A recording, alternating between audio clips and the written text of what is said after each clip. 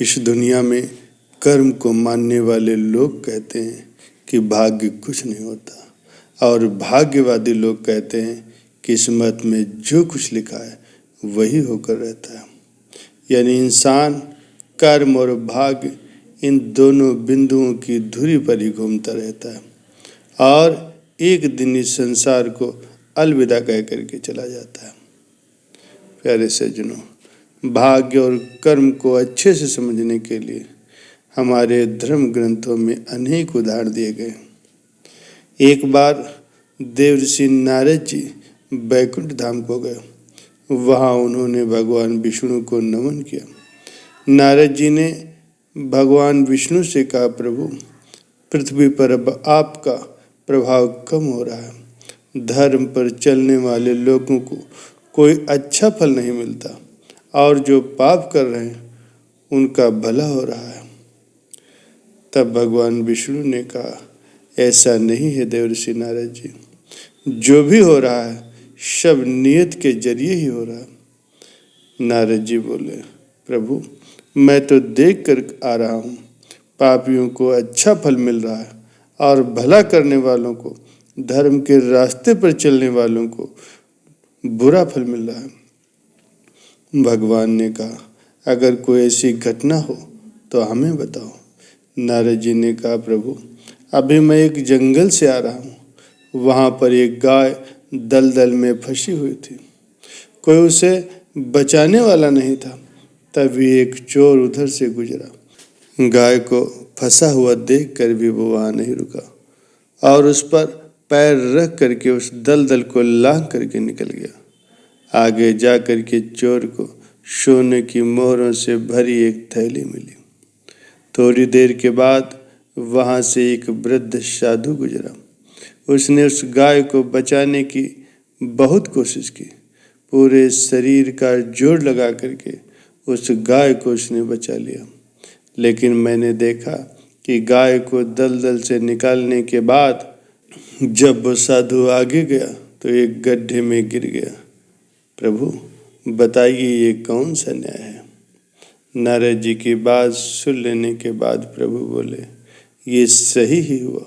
जो चोर गाय पर पैर रख करके भाग गया था उसकी किस्मत में तो एक खजाना था, लेकिन उसके इस पाप के कारण उसे केवल कुछ मोहरें ही मिली। उस साधु को गड्ढे में इसलिए गिरना पड़ा क्योंकि उसके भाग्य में मृत्यु लिखी थी, लेकिन गाय को बचाने के कारण उसके पुण्य बढ़ गए और उसकी मृत्यु एक छोटी सी चोट में बदल गई।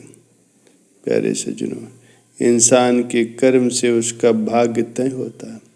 इंसान को कर्म करते रहना चाहिए क्योंकि कर्म से ही भाग्य बदला जा सकता है।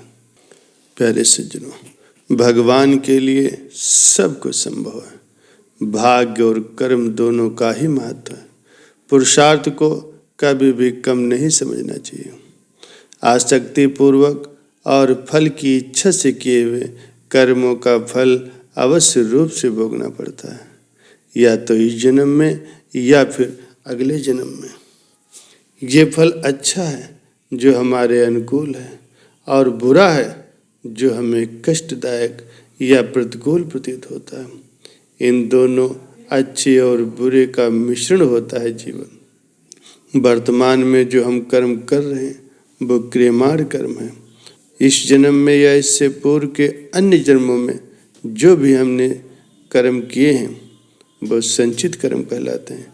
इन कर्मों में से वो कर्म जो विधाता के विधान के अनुसार हमें इस जन्म में भोगने के लिए मिला वे प्रारब्ध कर्म कहलाते हैं। प्रारब्ध को आवश्यक रूप से भोगना ही पड़ता है, इससे कोई बच नहीं सकता। भविष्य में किस व्यक्ति की जिंदगी में क्या होने वाला ये सब भगवान को पता है। यह इसलिए है कि भगवान ने उसे पहले से ही तय कर रखा कि किसके साथ कब क्या होना। प्यारे सज्जनों, मनुष्य के प्रारब्ध को भगवान या उनके संत बदल सकते हैं यदि वे चाहें। अगर कोई उन्हें आर्त स्वर से पुकारे या फिर अनन्य रूप से उनकी शरण ग्रहण कर ले तो उसका प्रारब्ध भी बदल जाता है। ध्रुव द्रौपदी, गज आदि इसके उदाहरण हैं। प्रारब्ध परिवर्तन के लिए प्रबल प्रेम की पुकार आवश्यक है। ऐसा सब भगवान अपने भक्तों के लिए करते हैं। ईश्वर हमारी प्रार्थना को सुनता है, हमारी प्रार्थना से मुकद्दर बदल सकते हैं। प्यारे सज्जनों, संत सब कुछ करने में समर्थ होते हैं, लेकिन वो ईश्वर के विधान को स्वीकार करते हैं। विधि के विधान में वो जल्दी हस्तक्षेप नहीं करते। यदि जीवन भर किसी ने भगवान की भक्ति नहीं की, उनकी शरण ग्रहण नहीं की, लेकिन आपत्ति पड़ने पर उन्हें पुकार रहा है, तो क्या भगवान उसकी पुकार को सुनेंगे? इसमें संशय प्रतीत होता है। मानव स्वभाव के अनुसार तो भगवान हम लोगों के जैसे नहीं, इतने दयालु हैं कि ऐसे व्यक्तियों की प्रार्थना भी वो सुनते हैं।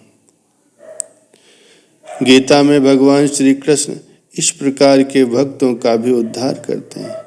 कोई भी परिस्थिति हो, चाहे मृत्यु ही हो, भगवान उसे भी मिटा सकते हैं। परंतु इसका अभिप्राय ये नहीं कि आगे जीवन में कोई अनचाही परिस्थिति नहीं आएगी या मृत्यु नहीं आएगी। शरीर और संसार नित्य परिवर्तनशील है। अच्छी और बुरी परिस्थितियां तो आएंगी ही, मृत्यु भी आएगी। द्रौपदी चीरहरण से तो बच गई, लेकिन अपने आगे के जीवन में द्रौपदी ने बहुत दुख देखे।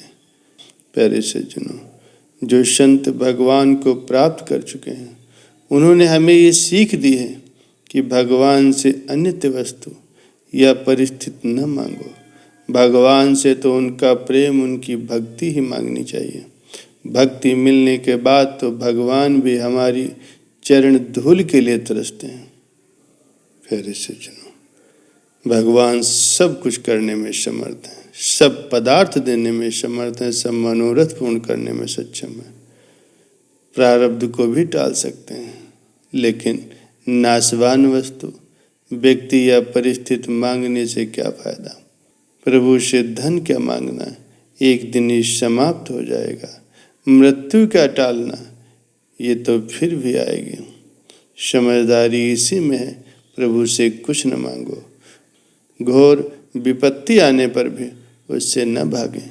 भगवान का प्रसाद समझकर भगवान से उसकी भक्ति मांगे, उनका प्रेम मांगे, उनका धाम मांगे, और हमेशा हमेशा के लिए इस जन्म मृत्यु के चक्कर से छुटकारा पाएं।